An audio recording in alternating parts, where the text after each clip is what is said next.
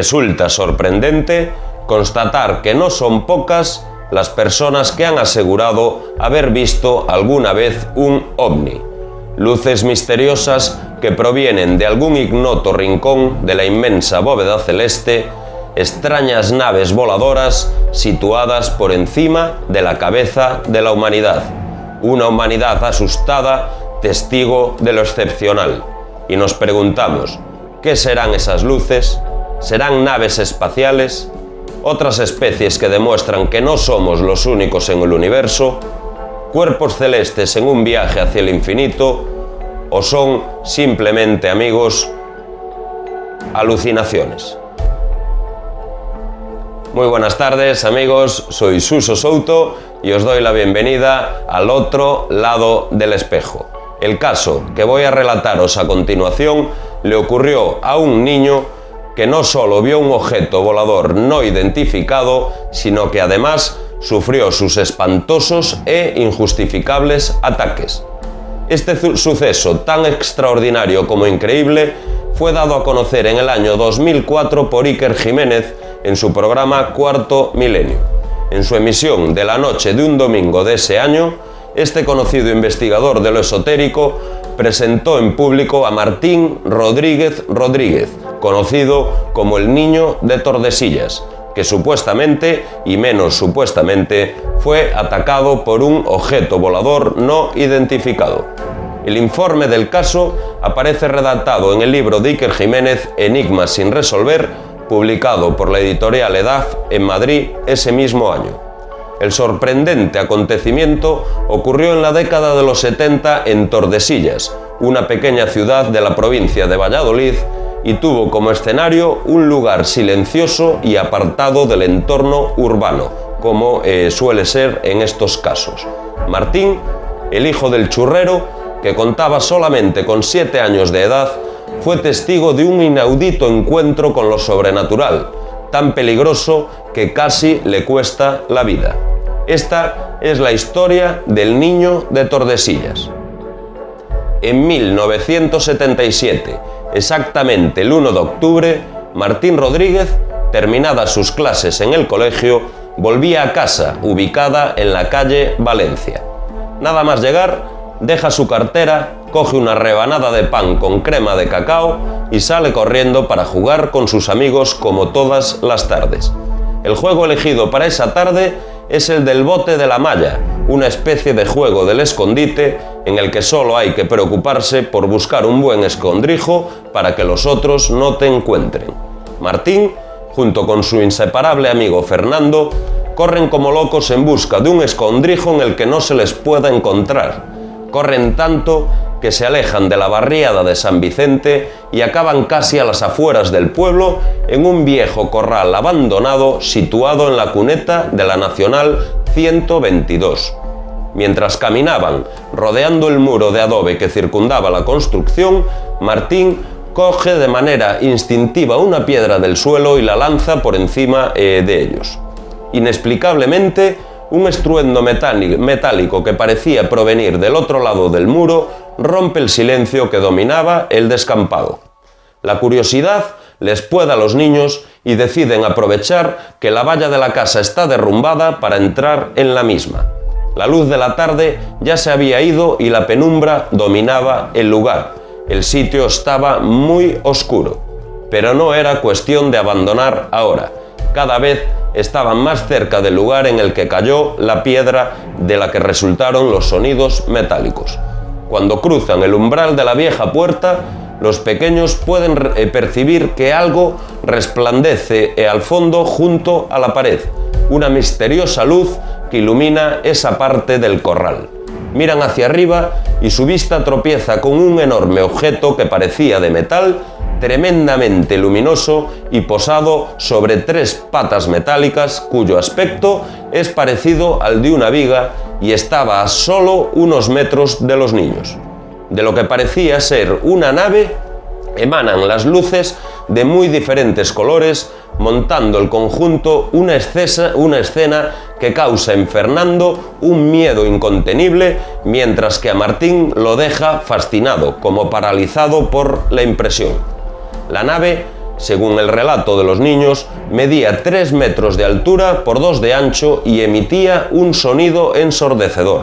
El extraño aparato se componía de 2 enormes escotillas de las cuales irradiaban luces de color rosa y azul.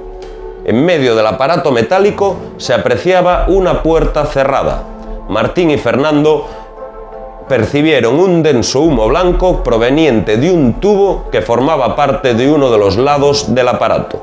Sus 3 enormes patas, cuya estructura parecía un andamiaje en zigzag, eran lo suficientemente fuertes como para soportar todo el peso del aparato. En ese mismo momento, el sonido emitido por la nave comienza a hacerse cada vez más agudo e intenso y el crisol de luces que emite la nave van cambiando y adquiriendo otros matices. El ovni se eleva sobre su eje y las potentes patas quedan flotando en el aire, dejando ver unos grandes pinchos que antes estaban bajo tierra. Los movimientos del artefacto, tal como relatan los niños, parecían muy torpes. Martín, que era un chico inquieto y muy nervioso, no puede evitar curiosear y averiguar de qué se trata y se aproxima al objeto.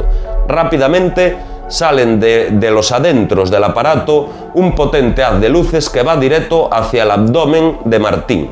No puede más, siente que le quema, que le abrasa, provocando en su cuerpo sudores, palidez en su cara y tal pérdida de audición que le es imposible oír los gritos de su amigo Fernando, que se sentía impotente ante lo que estaban viendo sus ojos. El haz luminoso seguía apuntando a Martín, que con sus pupilas ya dilatadas acaba por desplomarse al suelo como un fardo.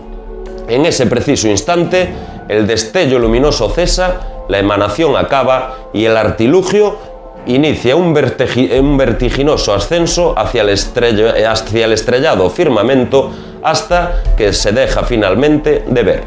En la escena solo quedaba Martín, en ese momento inconsciente en el suelo, y su amigo Fernando totalmente aterrorizado. Pocos minutos después, acude Fernando en busca de ayuda al barrio e inmediatamente algunos vecinos van al corral para rescatar a Martín. Cogen en brazos al pequeño y lo llevan a su casa. Antonio Rodríguez, el churrero, padre de Martín, se encontraba en esos momentos poniendo unos azulejos en la vivienda cuando se percata de que varias personas traen a su hijo en brazos y en ese momento se teme lo peor.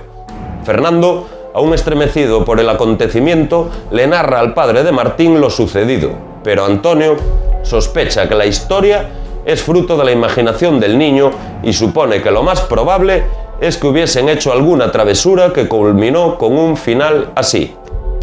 Como digo en el vídeo de los niños de Rugua de Zimbabue y en alguno más, es muy extraño que los niños inventen porque sí semejantes cuestiones. Normalmente la desinformación y la manipulación viene cuando somos un poco más mayores, pero yo no encuentro el motivo por el cual iban a mentir en un suceso de la manera.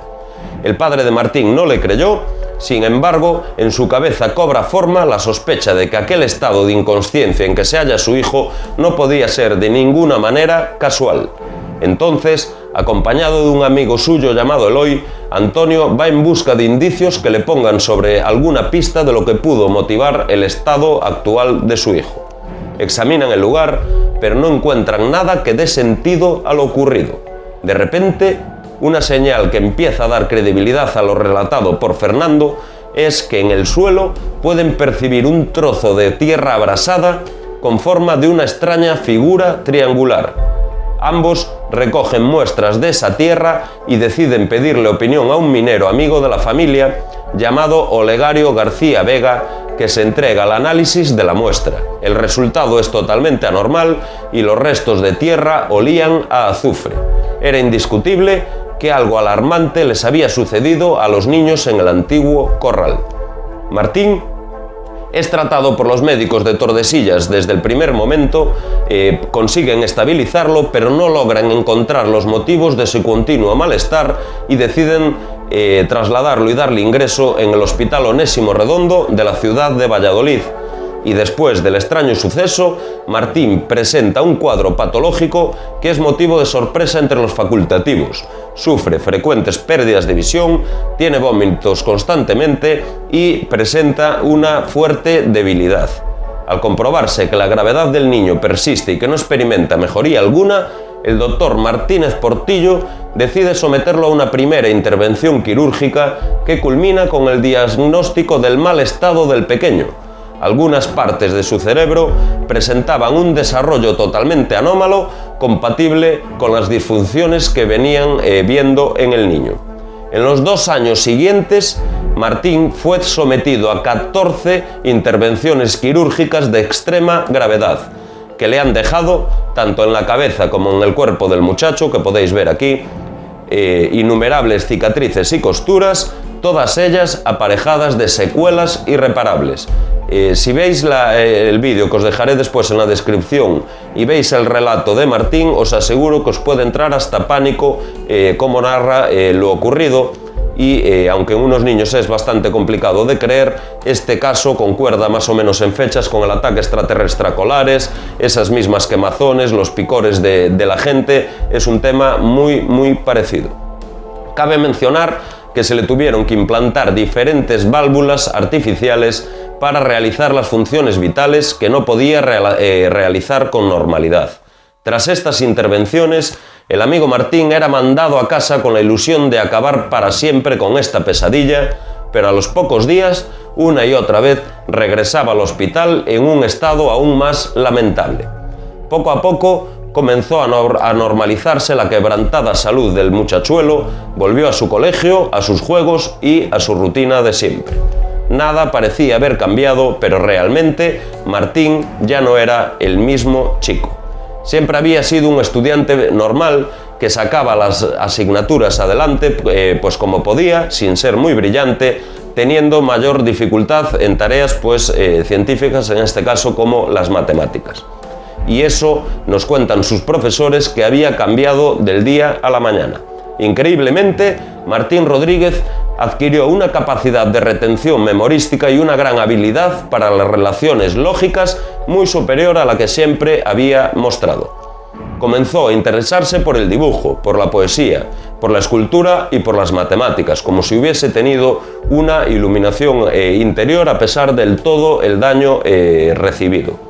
Sus profesores, don Luis, don Tortuliano y don Anselmo, no podían creer lo que le ocurría. La transformación que el niño estaba experimentando era del todo inexplicable para sus mentes estudiadas.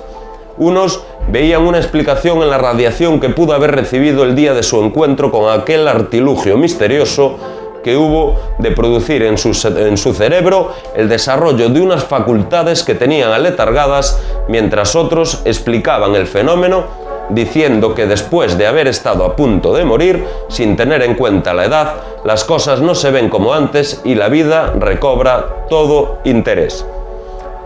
Después de los años, después de todas estas operaciones recibidas por el amigo Martín, las secuelas físicas son muy evidentes y tal y como lo relata, no hay ninguna explicación más lógica que la que él nos presenta, que el resto de los expertos le llaman una explicación insensata o totalmente inventada o de una alucinación de los niños, pero os aseguro que si escucháis sus palabras no hay ningún tipo de mentira en él. Desgraciadamente Fernando, a medida que se fue haciendo mayor, quiso ir desapareciendo y parece que no está muy dispuesto a hacer ningún tipo de declaraciones ni seguir con todo este tema. Las explicaciones médicas que tratan de echar abajo toda esta historia de Martín hablan, las podéis ver, os las puedo dejar para no relatar todo, pero hablan de una hidrocefalia incipiente a una edad un tanto extraña como era en ese caso los 7 años. Martín ha quedado totalmente destrozado y os aseguro que las secuelas físicas que sufre en ningún caso compensan esa supuesta iluminación interior o ese supuesto avance científico. Todos sabemos que últimamente Se comentan muchos temas, se nos llama conspiranoicos con todo el tema de los experimentos mentales, MKUltra, pero realmente todos estos electrodos o todas estas malformaciones en el cerebro y este funcionamiento anómalo, os aseguro que lo podemos comparar mucho con los experimentos MKUltra e incluso con la noticia que os relataré en pocos días de los supuestos supersoldados que están haciendo el ejército americano, que negando toda la experimentación MKUltra, toda la experimentación de control mental, resulta que 20, 30, 40 y 50 años después estamos viendo el resultado de todas esas investigaciones y os aseguro también que para mejorar el resultado del cerebro la experimentación no se puede hacer con ratas ni con animales de laboratorio porque sería un evidente fracaso. Esta es la historia del niño de Tordesillas que me había comprometido con vosotros a publicar después del caso Colares, pero bueno, por unas u otras cosas se me fue pasando. Espero que os haya gustado este pequeño relato, compartid en las redes sociales, suscribiros al canal y nos vemos muy prontito con más actualidad en el siguiente viaje al otro lado del espejo. Adiós amigos, que paséis muy buen día.